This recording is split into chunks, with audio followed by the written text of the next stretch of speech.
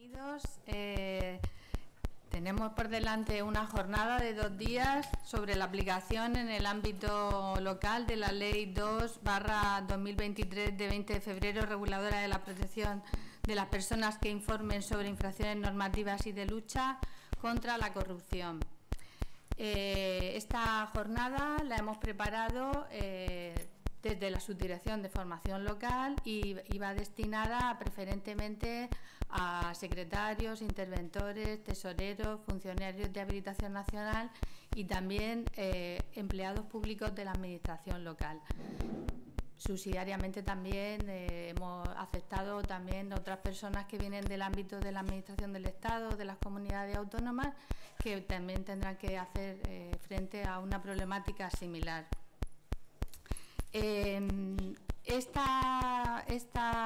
Con la aprobación de la Ley 2/2023 de 20 de febrero, reguladora de la protección de las personas que informan sobre infracciones normativas y de lucha contra la corrupción, se incorpora al derecho español la Directiva 2019 de 1937 del Parlamento Europeo y del Consejo de 23 de octubre de 2019 relativa a la protección de las personas que informen sobre infracciones del derecho de la Unión. Ambas normas tienen por finalidad, por una parte, otorgar una protección adecuada frente a las represalias que pueden sufrir las personas físicas que informen sobre algunas de las acciones u omisiones que constituyan infracciones cualificadas del derecho de la Unión Europea o del derecho nacional y, por otra parte, lograr el fortalecimiento de la cultura de la integridad de las organizaciones públicas y privadas como mecanismo para prevenir y detectar amenazas al interés público. Para asegurar la consecución de ambos objetivos, en España, la ley disciplina 3 mecanismos para informar de infracciones: la revelación pública, los sistemas internos de información y el canal externo de información.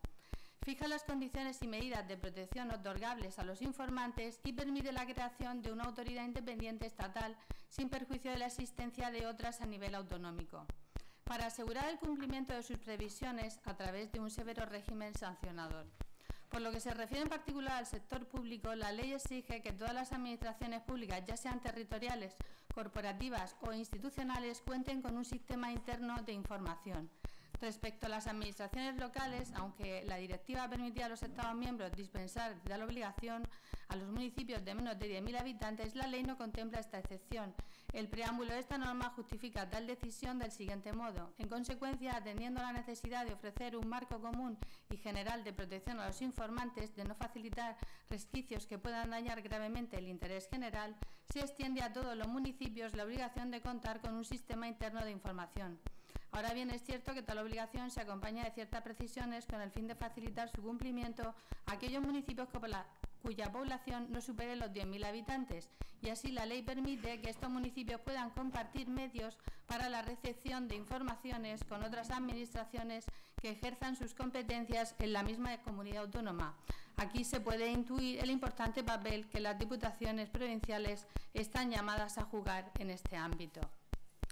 En primer lugar, tenemos una ponencia a cargo de Carlos Granados Pérez. Está sentado a mi izquierda. Buenos días, Carlos. Buenos días.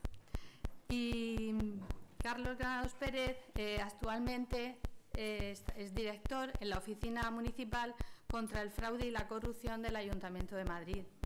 Ingresó en la carrera judicial en 1970, fue magistrado de sala del Tribunal Supremo de 1992 al 2017, consejero de Estado en 1994, presidente de la Junta Electoral Central del 2013 al 2017 y del 1994 a 1996 fiscal general del Estado, profesor de Derecho Penal y Procesal de la UNED y de la Universidad, profesor de la Escuela Judicial, portavoz de la Asociación de Jueces y Magistrados Francisco Vitoria, y tiene publicados artículos y libros, Manual de Derecho Penal y el Ministerio Fiscal y sus relaciones con otros poderes. Pues dejamos con Carlos. Muchas gracias.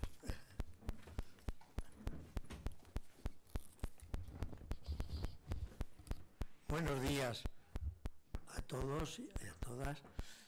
No esperéis una conferencia magistral, porque vamos a aprender entre todos, de manera que vais a participar también en esta hora sobre temas en los cuales vais a tener una gran responsabilidad, de manera que tenéis que ser conscientes de que, como consecuencia de los cambios legislativos que se han producido, hay que ser proactivos en favor de la integridad, proactivos en favor de la ética, proactivos en favor de las cosas se hagan bien.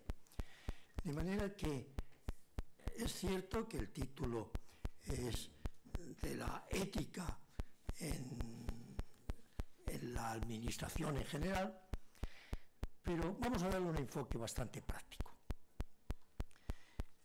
Es cierto que la Constitución ya nos reclama en el artículo 103 que la administración pública sirve con objetividad los intereses generales, subrayo los intereses generales y no los intereses particulares, los intereses generales, y termina señalando con sometimiento pleno a la ley y al derecho. Este artículo ha sido reproducido en los mismos términos en la Ley Reguladora de Bases de Régimen Local, en su artículo 6. Es decir, que la actuación de la Administración tiene como objetivo esencial servir y defender los intereses públicos. Y no de cualquier manera, sino con sometimiento a la ley y a la Constitución, indudablemente al derecho. Los servidores públicos, por consiguiente, tienen que defender y aplicar la Constitución y las leyes en todo momento. Pero también exige en la Constitución y en todo el ordenamiento jurídico que este ejercicio de funciones se realice éticamente. Los empleados públicos deben sujetarse a los principios éticos y de conducta que vienen recogidos en los artículos 52, 53 y 54 del Real Decreto Legislativo de 5/2015 de 30 de octubre, por el que se aprueba el texto refundido del Estatuto Básico del Empleado Público. De manera que ahí están recogidos una serie de principios, entre los cuales menciona integridad, neutralidad, transparencia, ejemplaridad, austeridad, honradez, y todos estos principios inspiran el código de conducta o los códigos de conducta que deben existir, códigos éticos en todas las administraciones. Con lo cual, lo que se prohíbe es precisamente que actuaciones públicas que estén dirigidos exclusivamente a la satisfacción de intereses particulares. Pero la realidad nos enseña que no siempre la actuación de todos los funcionarios públicos sea correcta, es decir, que se ajusta a los principios y deberes mencionados. Y han existido conductas irregulares, conductas fraudulentas, conductas corruptas. Con lo cual, en primer lugar, ¿en qué se diferencian unas de otras? Pues una conducta fraudulenta es aquella en que intencionadamente, con fin de obtener una ganancia, se miente, se falta a la verdad, se utiliza el engaño. Una conducta irregular es cuando se infringe una disposición con ausencia de intencionalidad, no se tiene intención de infringirla, pero sea por imprudencia, por negligencia, se ha infringido. No siempre implica un fraude. Y ya la corrupción la unimos al abuso de poder. La corrupción supone que a través de los medios, de los cargos que tenemos, que ejercemos, al ejercer las funciones públicas, se abusa de ella, bien sea en beneficio propio, en beneficio de otro, o simplemente se abusa porque se quiere quebrantar el ordenamiento jurídico. Pues bien, el poder público en algunas ocasiones ha ejercido abusivamente, porque todo empleado público, y vosotros más que nadie, porque estáis en contacto con la ciudadanía, tiene dos opciones: cumplir las normas, ser ético, ser honesto, o no serlo. Es decir, cuando vais a tomar una decisión, tenéis esta doble alternativa. Es cierto que la mayoría de los funcionarios públicos se inclinan por hacer las cosas bien, por ser honestos y ser éticos, pero hay ejemplos que no lo son. Es decir, y dan una imagen en virtud del cual, a través de vuestra conducta, se está poniendo en juego el prestigio de las instituciones, del organismo al cual pertenecéis. Hemos vivido ejemplos no muy alejados en el tiempo de corrupción en todos los ámbitos e instituciones, en las cuales podemos incluir la administración local. Casos famosos, no voy a mencionar ahora ninguno, pero ha habido casos muy famosos donde se ha vendido la administración para obtener beneficios, bien económicos, bien en favor del partido correspondiente, o bien en favor de familiares que querían acceder a la función pública.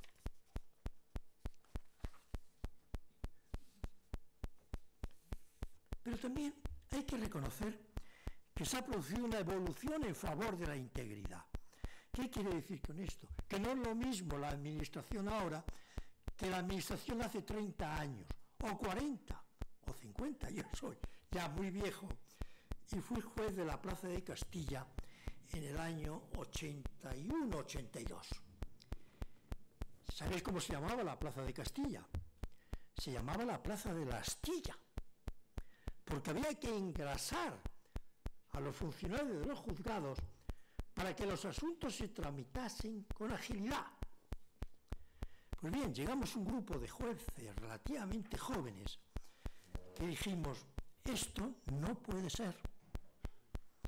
Ya estaba la Constitución en vigor, había algunos compañeros que todavía se inspiraban en principios de la dictadura, donde se creían que todo se podía hacer, y exigimos que las cosas se hiciesen con integridad. ¿Y cómo lo exigimos? Pues muy sencillamente. Cuando detectábamos cualquier irregularidad, cualquier corrupción, incoábamos diligencias penales. Expulsamos de la carrera a bastantes funcionarios oficiales y auxiliares de la Administración de Justicia que creían que aquello era su finca. Y nos encontramos con que había funcionarios en los juzgados que se llevaban las libertades y las prisiones ya firmadas cuando iban al juzgado de guardia y tenían, a lo mejor, nosotros llegamos a tener 70 detenidos en un día, 80, 100. Es para agilizar, el juez ya me ha firmado, aquí, este es para libre, pero bueno, no está relleno el nombre. Bueno, no, el nombre lo rellenamos después. Eso se prestaba a todo tipo de irregularidades. Hasta el extremo decía: aquí tengo estos dos papelitos, usted verá si quiere este o quiere el otro. Y también nos encontramos con que cuando se hacía reconocimientos en rueda en los juzgados, que es una prueba esencial, era determinar, el testigo decía: ese ha sido el que me ha agredido, ese ha sido el que me ha robado, ese ha sido el que me ha violado. La prueba era esencial. Pues nos encontramos con que la hacían los auxiliares y los oficiales y el juez no estaba haciendo las pruebas. Entonces llegamos y había una cola, porque nada más que teníamos un departamento para hacer dichos reconocimientos. Decíamos: ¿usted es el juez? No, no, no, fuera. ¿Usted es el juez? No, fuera. ¿Usted es el juez? Fuera. A base de eso, conseguimos que los jueces dijeran: joder, macho, que me echan a los funcionarios. Y empezaron a bajar, como empezaron a bajar a recibir las declaraciones a los detenidos. Pues bien, todo eso, indudablemente, tuvo algunas consecuencias y tuvo algún funcionario, porque yo tomé posesión el famoso 23F, de manera que yo veía mucho follón en la calle y tal, y bajé al juzgado de guardia, dije al juez de guardia: oye, si necesitas ayuda, no te preocupes, si ya tengo aquí a la Guardia Civil. Digo: macho, este está despistado, porque en ese momento la Guardia Civil era la que precisamente estaban en la situación más activa. Algunos de la Guardia Civil, vamos a decir, dejar las cosas claras. ¿Y qué ocurría? Pues que este hombre le pidió al fiscal general en persona, que fue al juzgado de guardia, una orden para que no saliera el periódico El Alcázar, que hacía una apología del golpe militar. Entonces llega el juez, para que veáis la situación, el poder que se puede tener. Dice, no, yo no puedo dar esa autorización, tengo que cerciorarme bien de la situación, tal. Entonces el fiscal general, que fue personalmente a pedirla, pues se tuvo que marchar sin esa autorización. ¿Qué se hizo? Pues entonces dieron orden a la policía de que unos camiones bloquearan el periódico para que no saliera ningún ejemplar de dentro de ese local para que se pudiera repartir. De manera que, por eso os digo que la sensibilidad que existía en aquel momento pues no era general, sino que había algunos ejemplos que indudablemente no estaban muy de acuerdo con algunos principios constitucionales.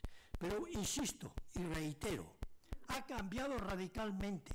La administración que tenemos ahora, tanto en justicia como en otros organismos, no es la misma que teníamos hace 30 o 40 años. Existe ya los valores de la integridad, los valores de la honestidad, los valores están ya más presentes y son más sensibles a las inquietudes de aquellos ciudadanos a los cuales debemos servir. La Convención de las Naciones Unidas contra la Corrupción del año 2003, en su preámbulo, expresa la preocupación por el problema de la corrupción y la amenaza que plantea para la estabilidad y la seguridad de las sociedades, y que socava las instituciones y los valores democráticos, la ética, la justicia, y compromete el imperio de la ley.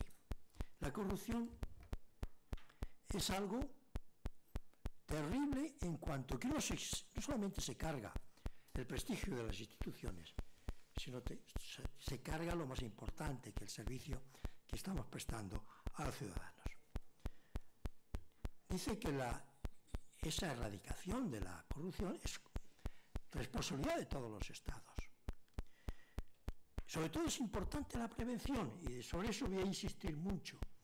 No es lo mejor castigar, no es mejor reaccionar contra los actos corruptos, es mejor prevenirlos, es mejor actuar antes.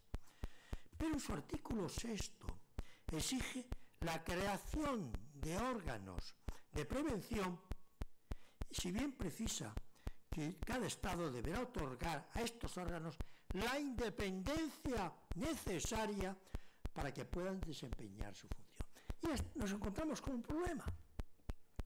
¿Cómo que independencia? ¿Qué quiere decir eso?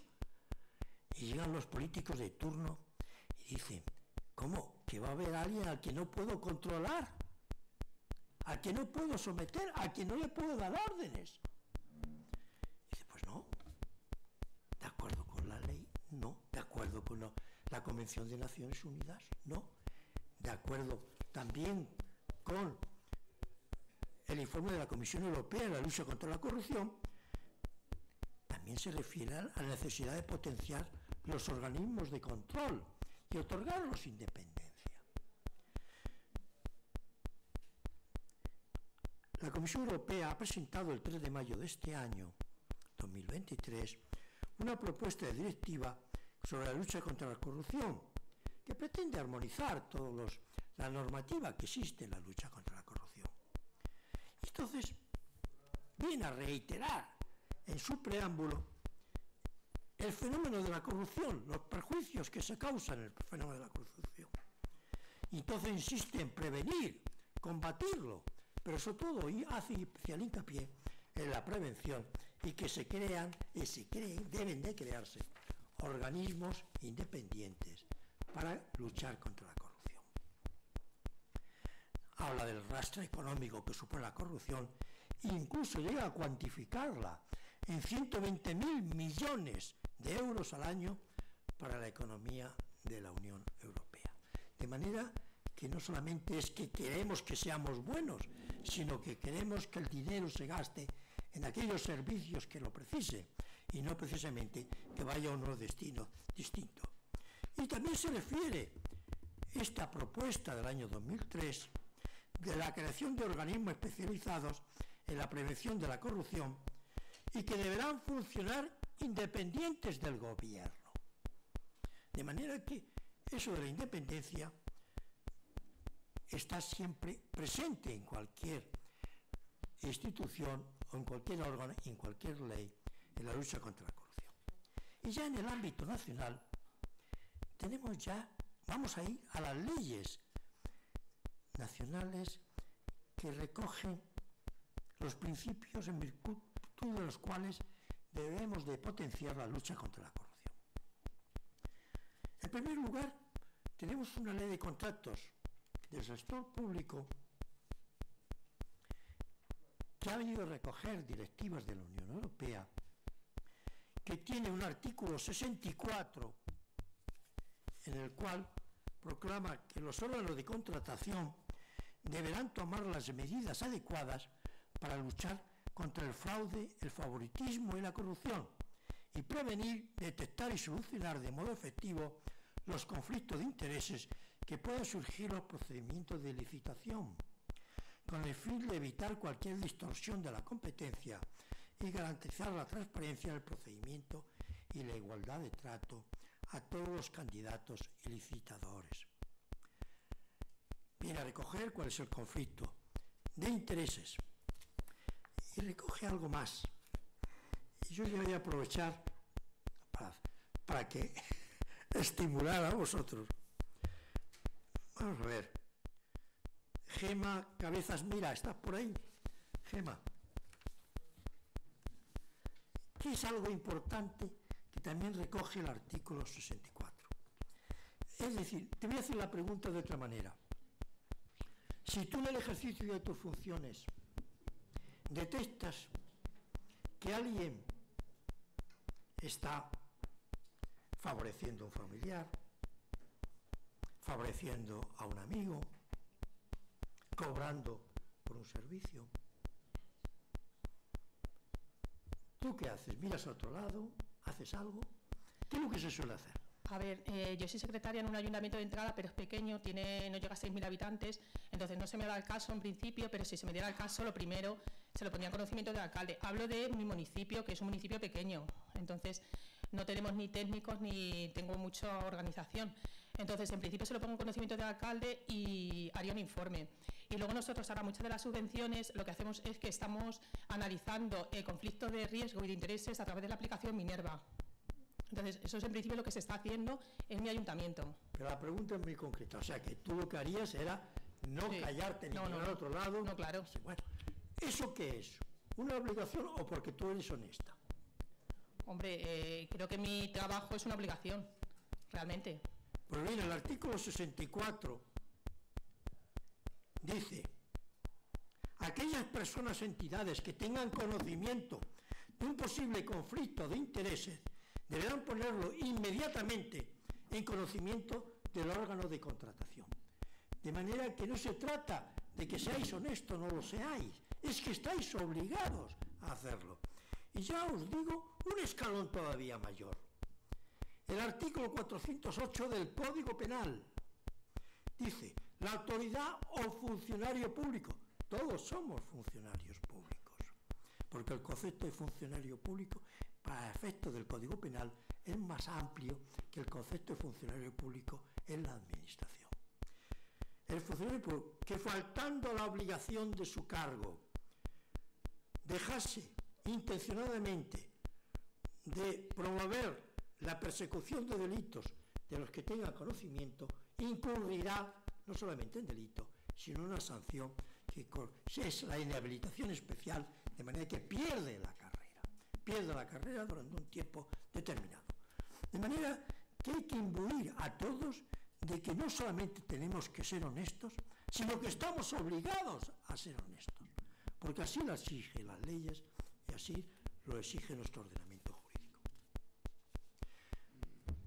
Hay por consiguiente que promover la integridad, pero yo estoy convencido, y en eso también lo digo en nombre de mi responsabilidad actual, de que la mayoría de los funcionarios son íntegros, la mayoría de los funcionarios no permiten que haya irregularidades, pero siempre puede haber excepciones.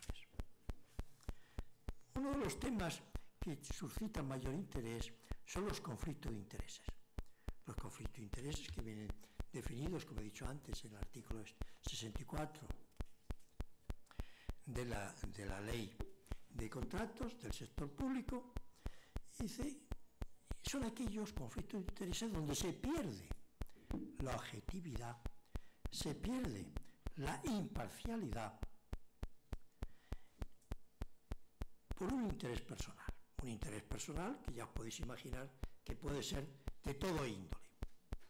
Y hay algo importante que estamos estimulando para que aquellos funcionarios que intervienen en los contratos, mesa de contratación, en la concesión de subvenciones, o que intervienen en unas decisiones que implica un traslado de fondos públicos, que se haga declaración de responsabilidad.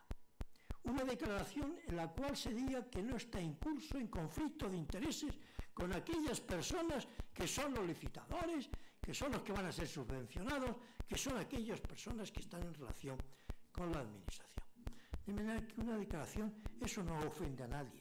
Yo cuando he tomado mi posesión de mi destino, he hecho una declaración de responsabilidad. E incluso he llegado a declarar qué es lo que tengo en el banco, qué es lo que tengo en mi cuenta corriente, qué es lo que tengo en bienes, etcétera, etcétera. No pasa nada, hay que fomentar ese tipo de declaraciones. Y ya nos vamos a meter ya en el meollo de la cuestión. ¿Qué es lo que supone las leyes?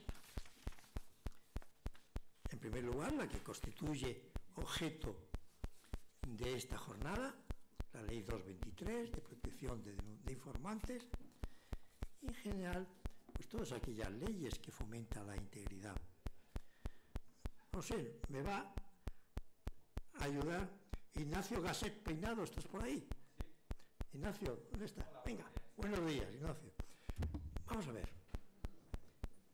¿Qué dificultad existe para que las administraciones no creen esos organismos especializados independientes en la lucha contra la corrupción?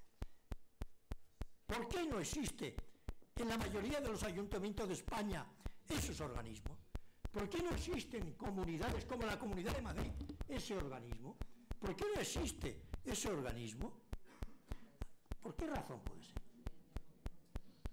La objetiva es, por un lado, no hay medios y la política será, bueno, pues tengo otras prioridades. Indudablemente ha respondido muy bien. Ese es el argumento que se puede esgrimir. No tengo medios y tengo otras prioridades. Prioridades por encima de la integridad, por encima de la honestidad, por encima del buen hacer y por encima del servicio a los ciudadanos. Yo no entiendo que exista esa prioridad. Lo que existe es que no se quiere perder el poder político. ¿Cómo? Que va a haber un señor al cual no le puedo dar órdenes. Hasta el extremo, fijaros, que en Andalucía han creado una oficina contra el fraude y la corrupción, que funciona muy bien, y está al frente un magistrado también, es director de esa oficina. Es un gobierno, digamos ya, no me quiero meter en términos políticos, pero es un gobierno de derechas. Y se hizo, gracias a ese gobierno, se puso en marcha esa oficina. Y hemos celebrado, porque tenemos una red de oficinas en España en la lucha contra la corrupción, oficinas contra el fraude y la corrupción, y nos reunimos cada trimestre para cambiar impresiones. Y nos fuimos al Parlamento de Andalucía, que está en Sevilla, y unas instalaciones magníficas. Digo, ¡ay, qué maravilla! ¡Qué oficina más buena tienes! ¡Qué envidia! Y dice, pero me echan. ¿Cómo que te echan? Sí, sí, que me echan. Porque no les gusta cuando llega aquí alguien que existe una oficina contra la corrupción. Porque da la sensación de que somos corruptos y necesitamos la oficina. Si no es para eso. No sois corruptos, al revés. Queréis luchar contra la corrupción y por eso creáis la oficina. Pero esa es la mentalidad que existe. ¿Cómo? ¿Que la oficina es contra la corrupción? ¡Ay! ¿Qué van a decir los ciudadanos? Es triste, pero eso es una mayor razón. Eso unido a que yo soy director de la Oficina Antifraude del Ayuntamiento de Madrid. A mí no me puede dar orden nadie. Y entonces, la pregunta, ¿de qué área dependo? ¿De qué departamento dependo? De nadie.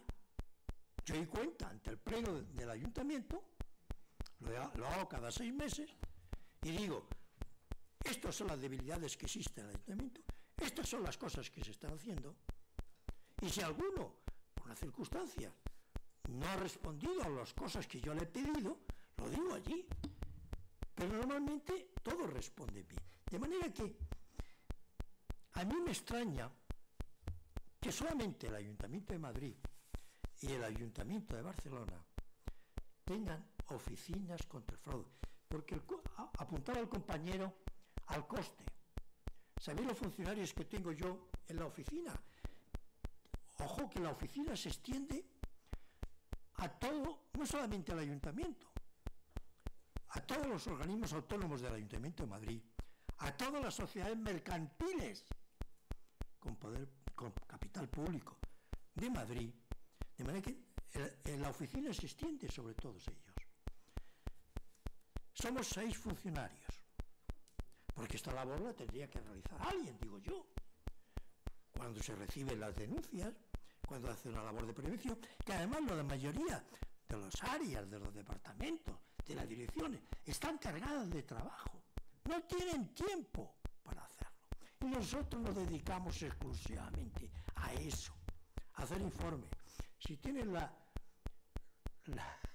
buena idea, pero al menos el tiempo de examinar la página web de la Oficina Municipal contra el Fraude y la Corrupción del Ayuntamiento de Madrid, verán todos los informes que se han hecho. Hemos hecho ya 24 informes donde, como consecuencia de las reformas legislativas que se han producido, o como consecuencia de las denuncias que hemos recibido. Entonces, explicamos y entonces ahí decimos cómo se tienen que hacer las cosas, lo que hemos detectado, cómo se puede mejorar, y ese informe lo remitimos al organismo que más ha afectado por este informe, además de que se lo mandamos también al denunciante. Pues bien, llegamos a la ley 223 de 20 de febrero, reguladora de la protección de las personas que informan sobre infracciones normativas y de lucha, subrayo lo último, y de lucha contra la corrupción. Se va a hablar, los demás ponentes van a hablar también de esta ley, de manera que a lo mejor encontraréis que, esto ya me lo has dicho, pero yo voy a centrarlo en un aspecto muy concreto, porque a lo mejor no quiero hablar de la ley en general, sino de algunos aspectos más concretos. Y yo voy a preguntaros también ¿qué veis de positivo? Yo también comentaré algunas cosas negativas.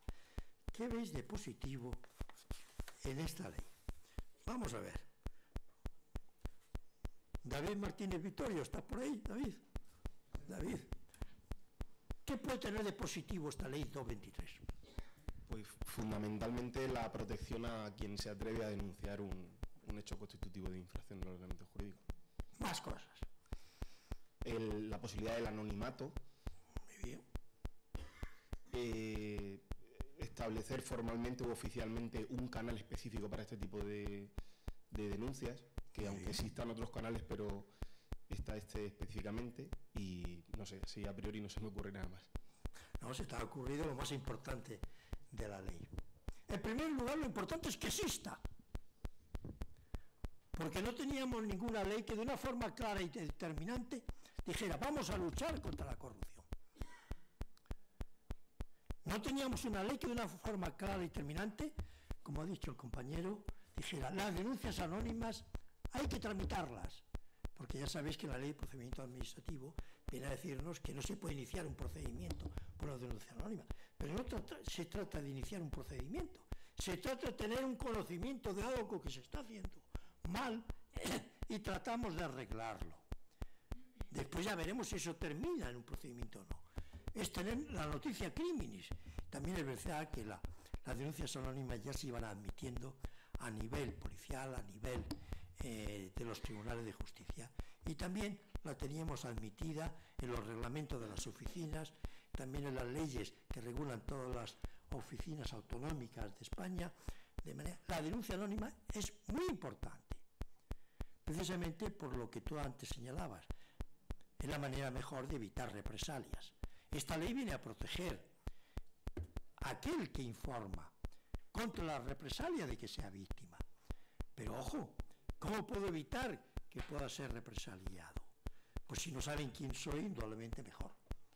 Y saben que no me pueden identificar, con mayor libertad puedo denunciar cosas que estoy viendo.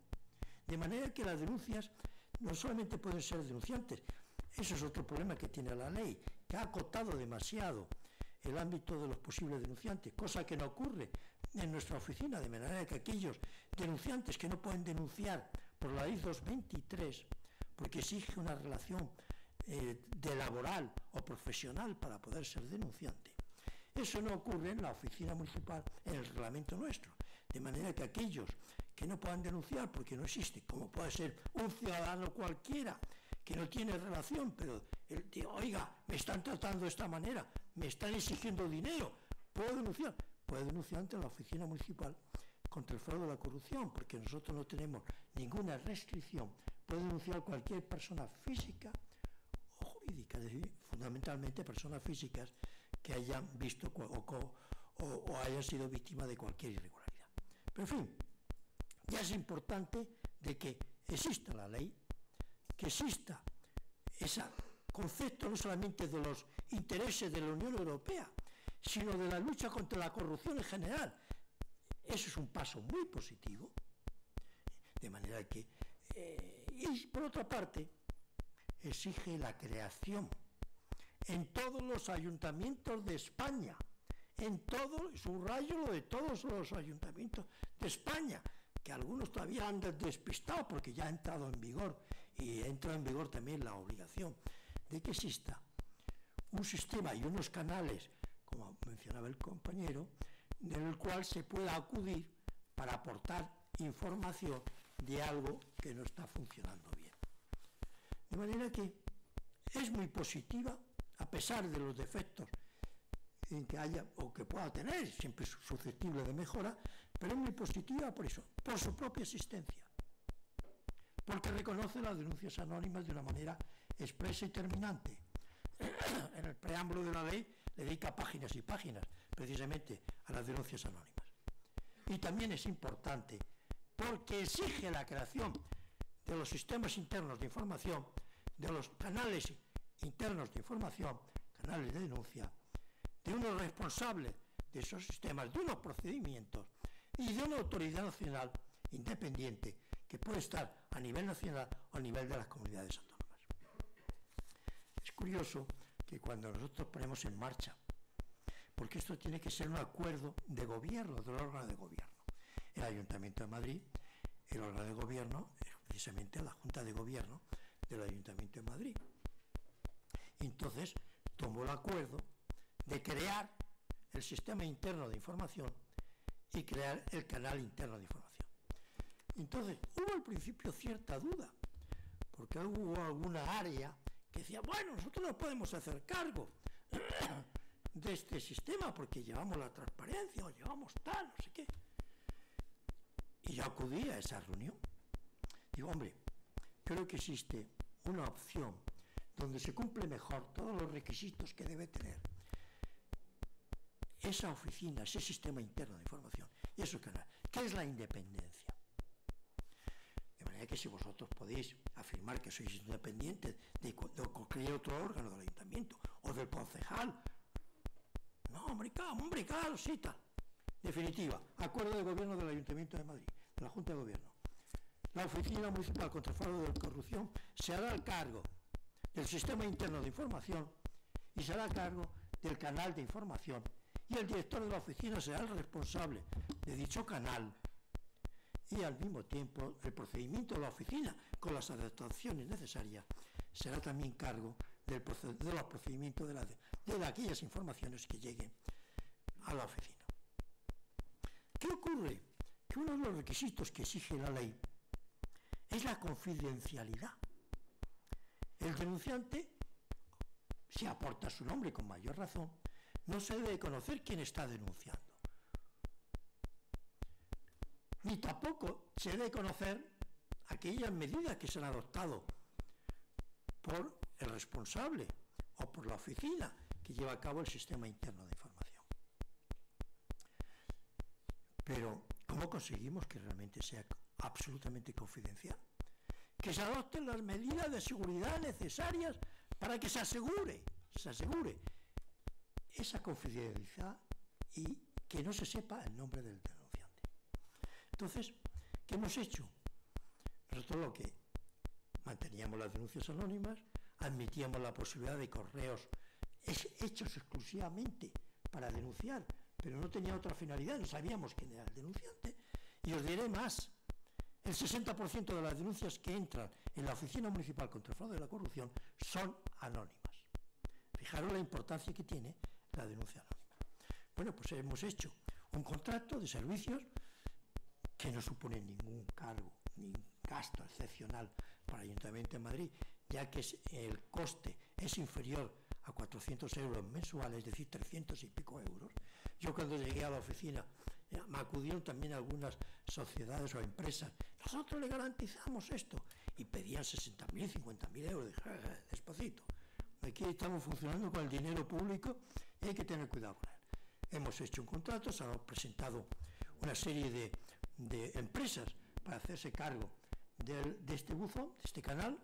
Al final hemos elegido, de acuerdo con el IAN, que es el sistema informático del Ayuntamiento de Madrid, de acuerdo con protección de datos, con los informes que nos han hecho ellos, hemos elegido el que creo que es el mejor y con un coste que también no era muy elevado, y nos garantiza que ese anonimato del denunciante está garantizado hasta el final, de manera que no se va a conocer en absoluto quién es la persona que denuncia, ni nosotros tampoco vamos a saber quién es el denunciante.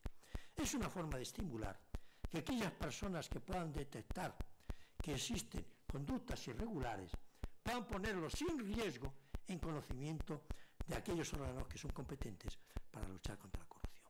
Esta es la mejor manera de proteger al denunciante, proteger al informante. Pero si por una circunstancia se conoce quién es y, seamos sinceros, sufren represalias, porque tenemos ejemplos muy evidentes, sobre todo una de las oficinas comunitarias que están más avanzadas, creada por el Parlamento de Valencia, es precisamente la de la Comunidad Valenciana. Y la Comunidad Valenciana ya tiene muchas personas que antes de la Ley 223 están protegiendo a los denunciantes de las represalias, de manera que les asesoran, les defienden, reaccionan incluso están poniendo sanciones respecto a aquellos organismos, ayuntamientos que han podido represaliar.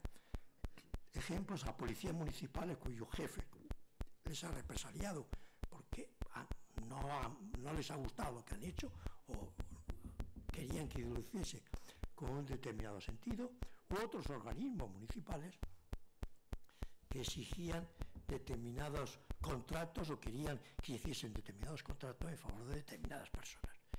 Y ha habido valientes que lo han denunciado. Y también estos valientes han sido represaliados, que es lo que hay que evitar a toda costa. De manera que la ley está plenamente justificada. Pero insisto en que la mejor manera es fomentar la denuncia anónima, porque es la manera de que no corra riesgo. Pero en caso de que por una circunstancia se haya producido esa represalia de todo tipo, porque puede ser de todo tipo, de falta de ascenso, de permisos, de muchísimas maneras. No se trata de la represalia, del insulto o del castigo, eso no, pero hay muchas maneras de represaliar a aquel que precisamente lo que ha hecho es cumplir con su obligación. Es curioso porque así como se ha puesto ya en funcionamiento todas las oficinas de los ayuntamientos, o al menos han debido poner en funcionamiento, cuando son de menores de 10.000 habitantes, pueden ponerse de acuerdo varias, precisamente para evitar costes. Pero insisto, de que el coste de una oficina somos, insisto, en 6 funcionarios. Podemos cumplir porque el último acudía frente al Pleno del Ayuntamiento de Madrid hace poco a dar cuenta de lo que estamos haciendo en la oficina, y un grupo político nos dijo, es que ustedes son muy pocos, tienen que tener más funcionarios. Y yo le contesté, no, con los que tengo, que son muy buenos, nos estamos defendiendo y estamos cumpliendo. Si necesitáramos más, lo pediríamos. Con eso quiero decir que si alguien se encarga dentro del ayuntamiento, dentro de cualquier administración, porque esto estamos hablando ahora de los ayuntamientos, pero todas las administraciones y todas las empresas tienen que tener estos canales y sistemas de información. Bien, tendrían que crear a alguien y tendría que haber también personal del organismo. Los que están en mi oficina son funcionarios del propio ayuntamiento. Algunos de ellos muy cualificados porque han sido directores generales, subdirectores generales y el resto personal que se conoce muy bien al ayuntamiento, porque eso es fundamental. Yo llegué de la Sala Segunda del Tribunal Supremo, de la Sala de lo Penal. No tenía ni zorra idea de lo que era un ayuntamiento. Todo lo que hice yo fue rodearme de gentes que sí sabían lo que era un ayuntamiento. De manera que después he aprendido. Yo ya llevo 5 años de director de esta oficina y me han prorrogado por otros 5 años más, aunque tengo unos cuantos añitos. Tengo la satisfacción de decir que en la prórroga no he tenido ningún partido, y mira que se están matando entre ellos todos los días, pero no he tenido ningún partido que se opusiera a mi renovación. Con lo cual quiere decir, pues hombre, que estamos haciendo las cosas bien. Sí, por favor. Disculpe, ¿podría explicarnos los perfiles que forman parte de esa oficina y cómo se ha llevado a cabo esa selección? Tengo bastante curiosidad. Aprovecho de la pregunta que me hace la compañera, de que me podéis interrumpir cuando queráis. Es decir, que aquí no estamos entre todos un poco recordando y aprendiendo. Lo primero más importante es crearla. Sí, porque, insisto, yo no me explico. A mí me llamó un concejal, que allí se llaman consejeros también, en Zaragoza, que llevaba transparencia, y me dijo, oye, queremos seguir el modelo de la oficina del Ayuntamiento de Madrid. Nosotros tenemos un reglamento que crea la oficina, de manera que lo primero que hacer es crear ese reglamento. Al principio, cuando se creó, hubo algún grupo político que no estaba por la labor. Dice, pues si ya tenemos en el Ayuntamiento el servicio de inspección, tenemos transparencia, ¿para qué queremos más gasto? Lo que no tenían era la independencia. Ni tenían unas personas que se dedicaban exclusivamente a estos menesteres. Entonces se crea en ese reglamento la oficina municipal. Otra cosa importante es designar al director de la oficina. Entonces, para designar al director de la oficina, en el reglamento se establece que no puede ser designado por un solo grupo, sino que se exige un quórum, una mayoría de los miembros del pleno del ayuntamiento. De manera que si no se reúne esa mayoría, en la cual tiene que participar más de un grupo político, no se puede designar al director. De manera que se tiene que poner de acuerdo para la designación. Eso es importante. Eso yo lo he reivindicado no solamente para el director de la oficina, sino lo he reivindicado para el nombramiento del fiscal general del Estado. Es decir, ¿por qué no se ponen de acuerdo? En vez de ser el gobierno el que lo propone, que sea el Parlamento, igual que se designa al defensor del pueblo, el que proponga al fiscal general del Estado. Bueno, cambiamos y volvemos al ayuntamiento. Se crea este organismo, se crea su reglamento. Yo llego allí y me encuentro con que no tengo ni oficina, ni personal. Estaba nombrado el director, pero no estaba nombrado nadie más. ¿Qué hace el director? Pues se dedica a conocer el ayuntamiento, que es fundamental. Hice 100 y pico de visitas a todas las direcciones generales que podían tener interés con el tema de la transparencia y de la corrupción, a todos los sindicatos que existían en el ayuntamiento, a todas las áreas de gobierno, a todos los concejales de la oposición.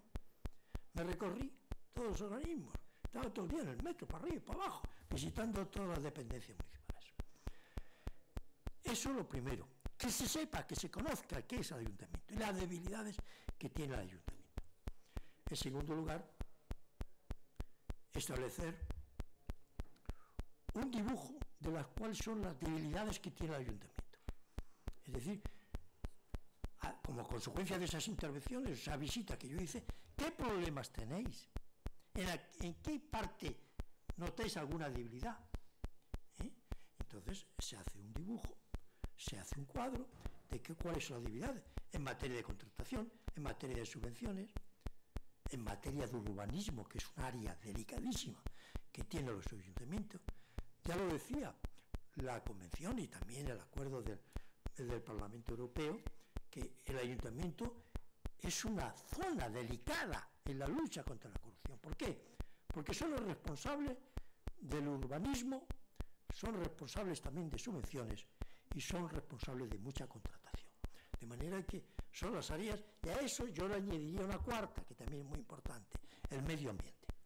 De manera que todos los temas de medio ambiente, todos los temas de lo que es la contaminación acústica, todos esos temas, indudablemente salen. Pues bien, ya tienes un poco una idea de lo que es el ayuntamiento y las debilidades que tiene. Elegir al personal. Pues indudablemente te rodeas de un buen personal. Eso es fundamental. Que sean y que vivan y que sean conscientes de que hay que mejorar las cosas, debilidades. Y en tercer lugar, destacar que lo más importante es la prevención. Y yo desde el principio, de nuestros primeros informes, digamos, y dijimos, la prevención es fundamental. Abrir un canal donde los ciudadanos puedan presentar denuncias. Nosotros dijimos y lo publicitamos en la web de la oficina. De manera que lo primero es decir, señores ciudadanos de Madrid, aquí tienen ustedes una posibilidad de ponerlo en conocimiento del ayuntamiento cualquier tipo de debilidad, de irregularidad o de mal funcionamiento que ustedes crean que tiene interés, que no se trate de una simple queja o reclamación, sino que tengan su suficiente entidad para que intervenga la oficina. Y nos empezaron a llegar denuncias. E incluso yo lo que hice fue mandar una carta a los más de 36.000 funcionarios del Ayuntamiento de Madrid, diciendo, estamos aquí, podéis denunciar, y además, seamos sinceros, nadie mejor que un funcionario el que puede detectar las irregularidades que se pueden producir en un ayuntamiento o en cualquier otro organismo público, porque son los que lo están sufriendo o lo están viendo. Y algunas veces, como decía la compañera, pues tenemos la obligación de denunciar. Hay algunos que no denuncian, precisamente por el temor a represalias, por el temor de, joder, macho, me van a decir que es un chivato, porque existe la idea de que aquel que informa o denuncia cualquier tipo de corrupción es un chivato. No, señor, no es un chivato.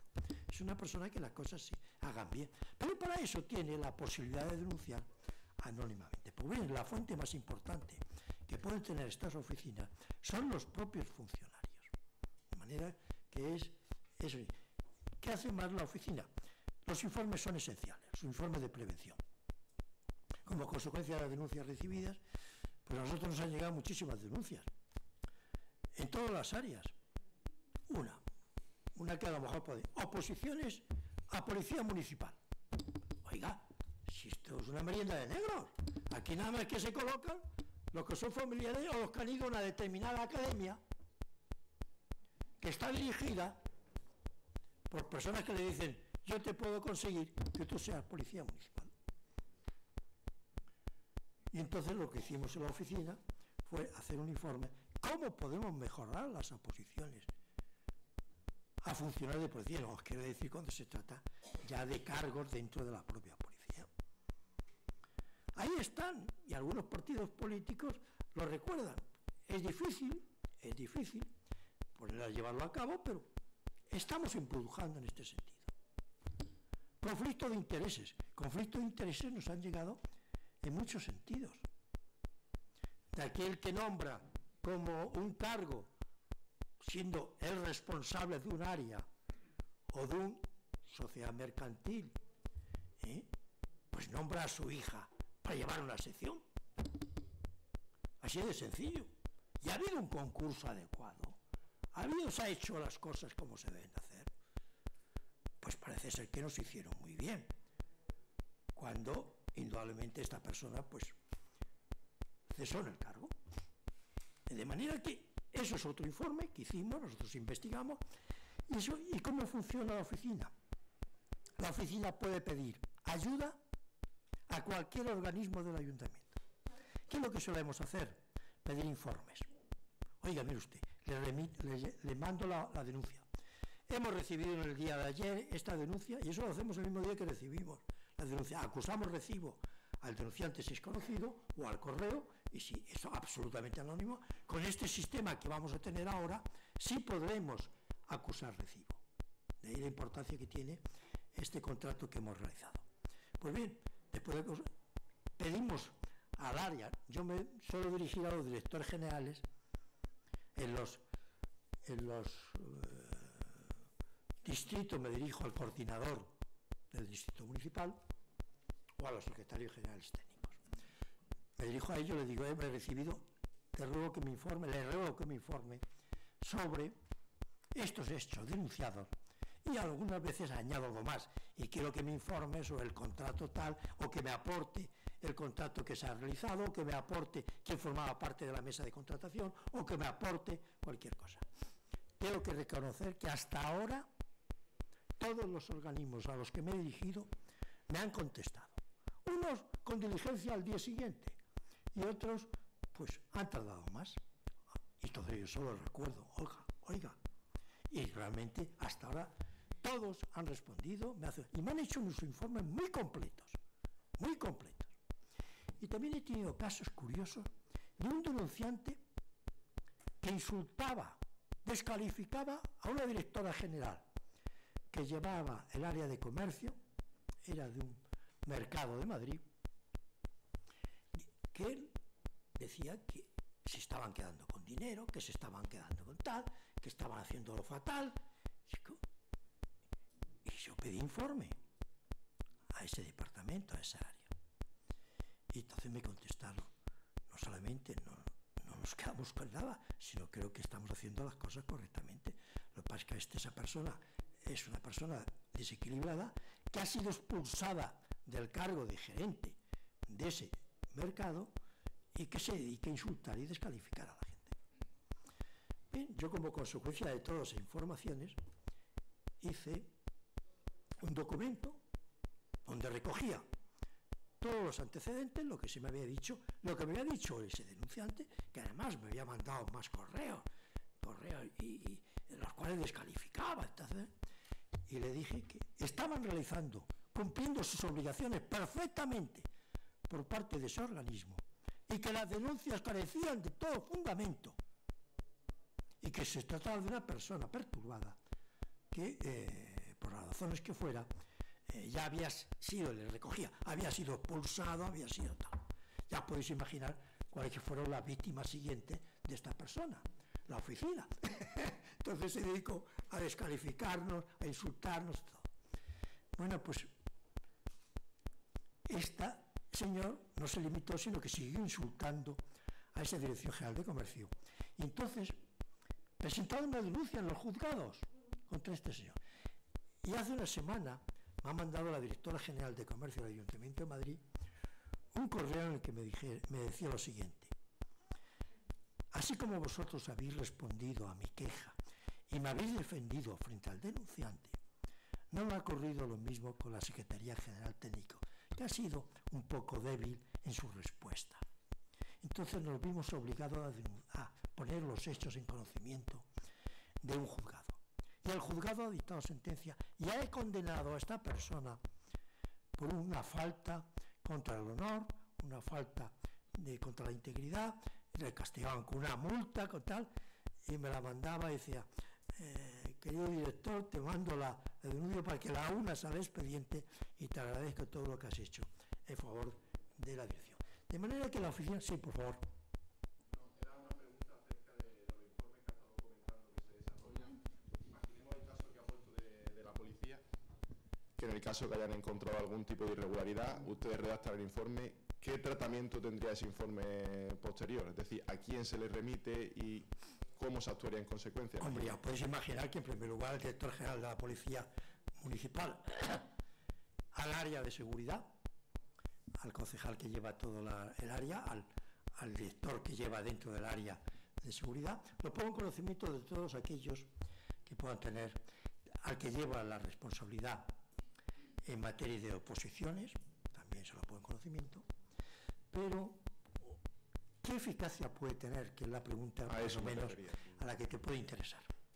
¿Qué ocurre? Que en el ayuntamiento hay unos que están en el gobierno y hay otros que están en la oposición.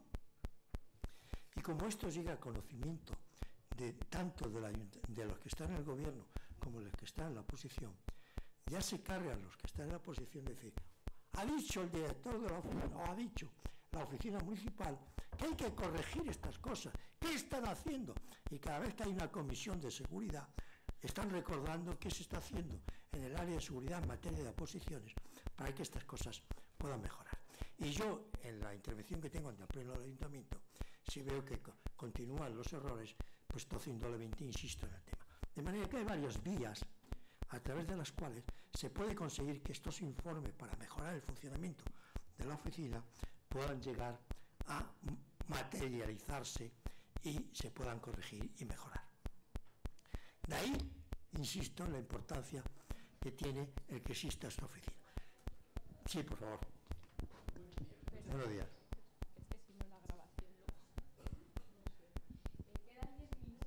Muy bien, muy bien. Gracias. Muchas gracias por su exposición, que está resultando muy interesante, muy divulgativa. Y al hilo del ejemplo que ha puesto de esta persona que en el ámbito del mercado vertía esas acusaciones, me surgen dos dudas y si puede le agradecería que me las precisara o me las aclarase, ¿no? Lo primero de ello es que ha comentado que ante la insistencia de esta persona se derivó a los juzgados el tanto de culpa y efectivamente finalmente fue condenado por unas faltas, ¿no? Lo hizo la oficina. El reglamento de funcionamiento de la oficina, entiendo que un poco como establece la ley 223, supongo que cuando se aprecia la comisión de delitos se contempla esa derivación o esa elevación al Ministerio Fiscal en su caso. En este caso también contempla el reglamento que ante esa insistencia de algún interesado denunciante se rompa la protección del denunciante y se traslade a los órganos jurisdiccionales, por un lado, y por el otro, precisamente y al hilo de ello, ante la insistencia del denunciante, ¿quién controla al controlador? Su reglamento prevé que pueda haber un supuesto en el que incluso alguno de esos 6 magníficos funcionarios cogen, se abstengan o haya alguien que decida por encima de usted. Gracias. Son preguntas muy interesantes. El reglamento de la oficina, lo que primero que nos dice es que la oficina no puede intervenir en asuntos que sean constitutivos de delito. Lo que tiene que hacer, si a mí me denuncian algo que es constitutivo de delito y veo que existe algún fundamento, lo he hecho en alguna ocasión, lo remito a la Fiscalía. De manera que a mí hace poco me denunciaron unos temas de blanqueo de capitales, de delitos fiscales, etcétera, etcétera. Lo que hice yo fue toda esa denuncia con la documentación que la acompañaba, la remití al Ministerio Fiscal. El Ministerio Fiscal me acusó recibo y me dijo que había incoado unas diligencias. De manera que cuando sea delito, indudablemente la oficina inmediatamente lo que tiene que hacer es remitirlo al Ministerio Fiscal. En este caso, estimamos que se trataba de un denunciante que había puesto y lo que las denuncias pues no respondían a la verdad, y salimos en defensa de ese centro. Esas denuncias posteriores o podemos decir ataques a la directora y a todo el equipo no me llegaron a mí, sino que iban dirigidos al propio organismo, a esa dirección general. Y eso es lo que motivó que esa dirección general, en principio acudió a la Secretaría General Técnica, no respondieron muy bien, con mucha eficacia, le dieron muy buenas palabras y terminó presentando la denuncia en los juzgados. Pero si yo hubiera tenido conocimiento de algo que puede ser constitutivo de delito, entonces lo hubiera mandado. Si se trata de una falta, ya tiene que ser un poco el perjudicado o los perjudicados los que deben de presentarlo.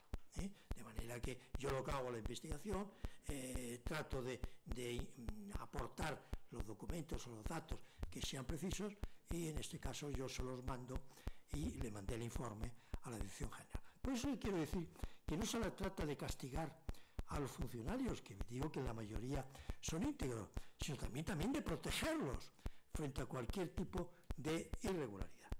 Y como me han recordado, ya se está acabando en nuestro tiempo, y quiero también insistir en algunos aspectos de la Ley 223. La Ley de 223, y eso lo van a decir otros ponentes, tiene un ámbito personal y un ámbito material. Un ámbito personal que exige que exista esa relación laboral o profesional, cosa que no exigimos nosotros en la oficina, de manera que en nuestra oficina pueden presentarnos por la Ley 223, con lo cual si quieren tener esa protección que tiene la Ley 223, de la cual van a hablar también otros ponentes, en el caso de que han sido represaliados, yo no puedo otorgarla porque yo no soy la persona que puedo proteger. Quien puede proteger es si crea el sistema externo de información, las comunidades autónomas, o lo crea la autoridad independiente. Es curioso que los sistemas internos de información, como tiene el Ayuntamiento de Madrid, tenemos que poner que nos lo hemos puesto en marcha, lo tenemos que comunicar a la autoridad independiente a nivel nacional o a la autoridad de la comunidad autónoma. Pero como la comunidad autónoma no lo ha creado, al menos en los términos que dice la ley, ni tampoco se ha creado la autoridad a nivel nacional, porque todavía no se ha creado, de manera que no puedo comunicar. Y a mí me mandan de muchos ayuntamientos de la Comunidad de Madrid y empresas, y muchas empresas que me dicen, oiga, nosotros ya hemos creado el sistema interno de información, y aquí dice la ley que tenemos que comunicarlo, se lo comunicamos a ustedes, y me lo comunican, y digo, no, yo también tengo que comunicar mi propio. Yo les explico un poco cómo es el cotarro y cómo tiene lo que tienen que hacer, pero cuando se crea la autoridad independiente o la comunidad, lo podrán comunicar.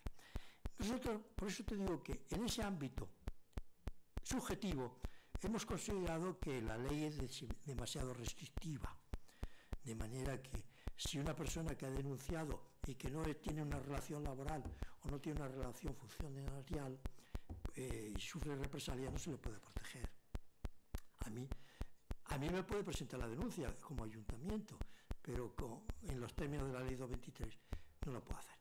Y también tiene un límite en material, además del límite subjetivo, tiene un límite material y eso también se ha criticado. ¿Por qué? Porque nada más que se puede proteger a aquellos informantes que hayan denunciado infracciones graves o muy graves, administrativas o penales. Con lo cual, con lo de penales, infracciones graves, oiga, pues eso tiene que ir al Ministerio Fiscal. Es muy confuso. Pero en fin, exige que sean infracciones graves o muy graves, o que sean de los fondos europeos. Ahí no dicen ni graves ni no graves. Ahí te admiten todas, porque están defendiendo los intereses europeos. Pero lo cierto dice, bueno, ¿y qué ocurre con la mayoría de las denuncias que nos llegan a los ayuntamientos? Que no son graves, ni muy graves. Entonces a eso no se les puede proteger. Yo las admito porque, de acuerdo con la ley 223, que nada más que tenga ese sistema de información, no puede admitirlas, porque no reúne los requisitos de la ley 223. Yo sí la admito porque, de acuerdo con el reglamento de la oficina, sí puedo admitirlo. De ahí que eso sí que es mi mensaje último e importante que os hago. La importancia de que existan oficinas anticorrupción en todos los ayuntamientos de cierto nivel. Me refiero de cierto nivel en cuanto al número de habitantes, en cuanto a los problemas que se puedan presentar. Creo que es importantísimo el que se creen estas oficinas. A mí me extraña muchísimo que Ayuntamiento de Zaragoza, como consecuencia de esa comunicación que yo tuve con ese concejal, fue a pleno del Ayuntamiento de Zaragoza y ya han puesto en marcha, han puesto en principio el buzón, que ya es importante, pero quieren poner un buzón con mayor alcance, imitando un poco lo que hemos hecho en el Ayuntamiento de Madrid. Creo que tenemos un buen reglamento, creo que se ha hecho bien, porque existen dos tipos de oficinas, y en eso respondo a la pregunta que me habían hecho antes. Una oficina que puede sancionar y otra oficina que no puede sancionar. De manera que a mí, cuando me llega un hecho que yo inicio una investigación, recibo incluso declaraciones, yo he hecho inspecciones oculares en determinados sitios, como consecuencia de esa investigación, pido informes y al final hago un informe conclusión y lo mando al organismo, al área que sea competente para adoptar las medidas para corregir lo que se ha hecho mal. De manera que tiene que ser el área el que, de un punto de vista disciplinario, de un punto de vista profesional, de un punto de vista de corregir la actuación o cómo se está actuando, son los que tienen que tomar las medidas. Y hay otras oficinas que no solamente investigan, sino que también sancionan. Y yo digo que ese sistema no me gusta, porque yo prefiero que sean las áreas del ayuntamiento las que corrijan esas situaciones anómalas, esa irregularidad. ¿Por qué? Porque hay un principio que nos ha recordado el Tribunal Constitucional muchísimas veces, y nos lo recordó, porque antes en los juzgados de la Plaza de Castilla había una diligencia que se llamaban preparatorias, que ya han desaparecido, en la cual el juez de instrucción investigaba y castigaba, juzgaba. El principio de imparcialidad chirriaba y el Tribunal Constitucional nos dijo: quien investiga no puede sancionar, no puede castigar porque se vulnera el principio de imparcialidad.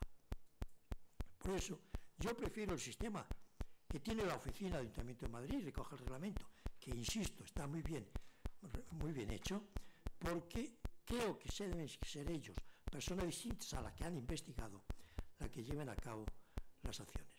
Yo no sé si queréis algunas preguntas finales, porque ya os he dado mucho rollo, mucha lata, y ya estoy ronquísimo de tanto hablar. ¿Alguna cosa más que queráis preguntarme? ¿Vais a poner en marcha las oficinas? Sí, por favor. Los perfiles de esas personas de la oficina, es decir, los compañeros que están en esa oficina, ¿qué perfil tienen y cuál ha sido el proceso de selección?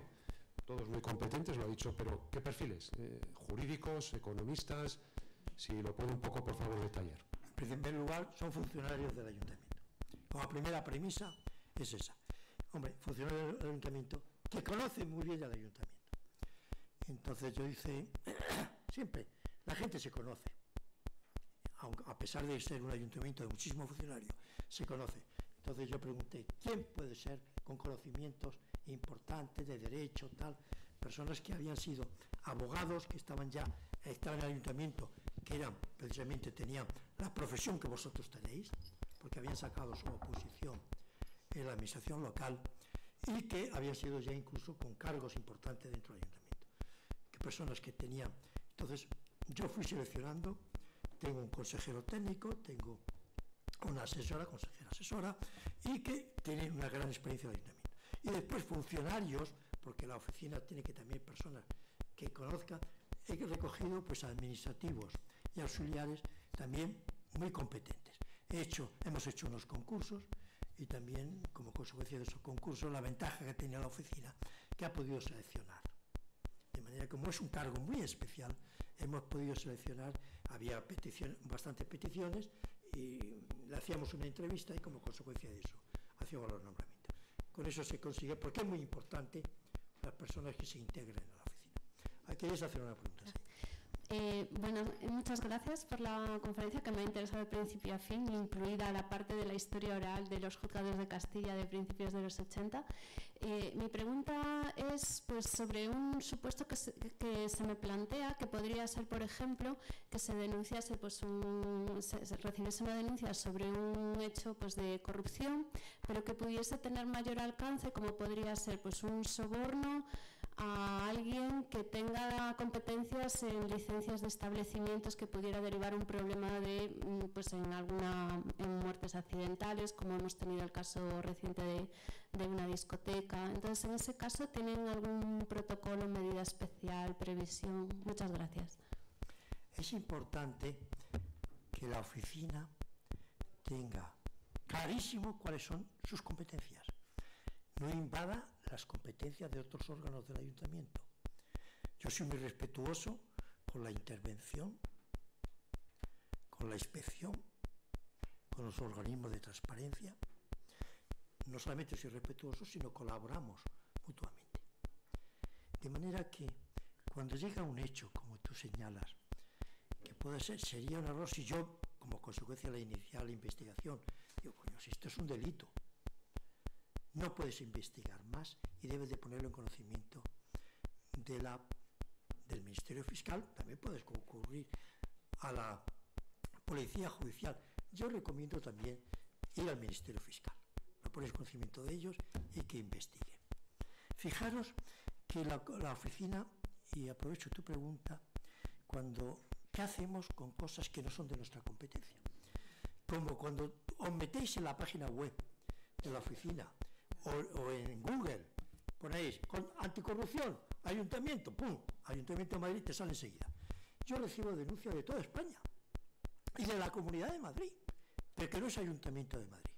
Entonces nosotros nos limitamos a decir, archivo porque no es mío. No.